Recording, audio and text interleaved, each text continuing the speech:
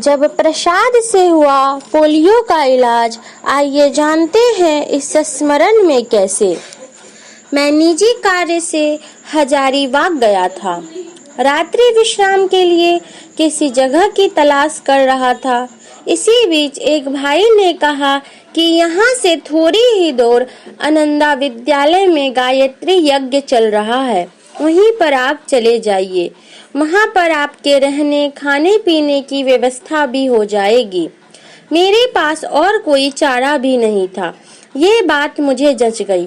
सोचा धार्मिक कार्यक्रम है, रहने खाने के साथ सत्संग का भी लाभ अनायास मिल जाएगा। यही सोचकर मैं यज्ञ स्थल पर गया। मुझे वहाँ की व्यवस्था देखकर बड़ी हैरत हुई। मैं सामान्य क्रम में जो आज तक होता रहा है उसी हिसाब से सोच रहा था, किंतु वहाँ का अनुशासित कार्यक्रम देखकर काफी प्रभावित हुआ। धर्म की गूढ़ बातें बड़े ही सहज ढंग से हमारे हृदय में उतरती चली गई।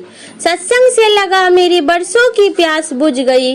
गुरु का जीवन में क्या स्थान है, मुझे इसका ज्ञान नहीं था। इस सत्संग में मैंने गुरु के महत्व को जाना। इसका प्रभाव ये हुआ कि दूसरे ही दिन दिनांक 11 मई 1987 को मैंने दीक्षा ले ली। इस प्रकार धीरे धीरे गायत्री मिशन से जुड़ता चला गया। मेरी श्रद्धा दिनों दिन मिशन एवं गुरु जी के प्रति बढ़ती रही। मेरा छोटा पुत्र नरेश का 2.5 वर्ष की उम्र से ही बायां पैर पोलियोग्रस्त हो गया था।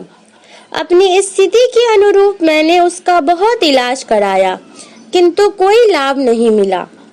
मैंने रांची के डॉक्टर श्री टीवी प्रसाद को दिखाया तो उन्होंने मुझे समझाया कि मैं इसकी नस काट कर जोड़ सकता हूँ, परंतु ठीक होगा कि नहीं ये गारंटी नहीं है।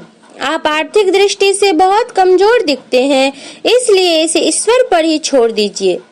इस तरह धीरे धीरे उसकी उम्र 13 से 14 वर्ष की हो गई और उसका पैर बेकार होता चला गया। अब तो उसे बिना सहारा के चलना भी दूभर होने लगा। उसे मुझे खुद साइकिल से विद्यालय पहुंचाना तथा ले आना पड़ता था, जो बहुत मुश्किल काम था। इसी बीच करीब 1990 में गायत्री परिवार के एक परिजन मुझे मिले। उन्होंने मुझे सलाह दी कि चूंकि आप बंदन्य माता जी से दीक्षित हैं, इसलिए अपने बच्चे को उन्हीं के पास ले जाए। उनके आशीर्वाद से सब कुछ ठीक हो जाएगा। उनकी ये बात मुझे बहुत अच्छी लगी। इसके बाद मैंने शांति कुंज पत्र लिखकर स्वीकृति मंगाकर जून 1991 में 1 माह का सत्र करने अपने परिवार तथा कुछ अन्य लोगों के साथ शांति कुंज पहुंच गया। माता जी से मिलने के क्रम में मैं परिवार के लोग तथा अन्य लोग भी थे। माता जी को इस बच्चे को दिखाया तथा प्रार्थना की कि माता जी इस बच्चे का जीवन कैसे बीतेगा। माता जी ने बच्चे को बड़ी गौर से देखा तथा प्रसाद के रूप में हलवा दिया और आश्वासन दिया कि जा, तेरा बेटा ठीक हो जाएगा। इसके पश्चात सत्र समाप्त हो गया। सभी लोग अपने अपने घर चले गए। वापस आने के बाद एक दिन उमेश ने नरेश से कहा, चलो नरेश, तुम्हें साइकिल सिखाएंगे। दोनों भाई साइकिल सीखने गए। कुछ देर बाद हम सबने देखा कि नरेश खुद चलाकर आ रहा है। अचानक देखने पर विश्वास नहीं हुआ कि ये वही बच्चा है जो अभी कुछ दिन पहले तक बैठने को तरसता था, जो बड़ी मुश्किल से साइकिल पर बैठकर स्कूल जाता था, आज स्वयं साइकिल चलाकर आ रहा है। हम लोग खुशी से फूले नहीं समा रहे थे। सभी की आंखें खुशी से गीली हो गई थी। ये घटना क्षेत्र में चर्चा का विषय बन गई। माँ के इस दैवीय अनुदान को पाकर हम सब परिवार मिशन से पूर्ण रूप से जुड़ गए।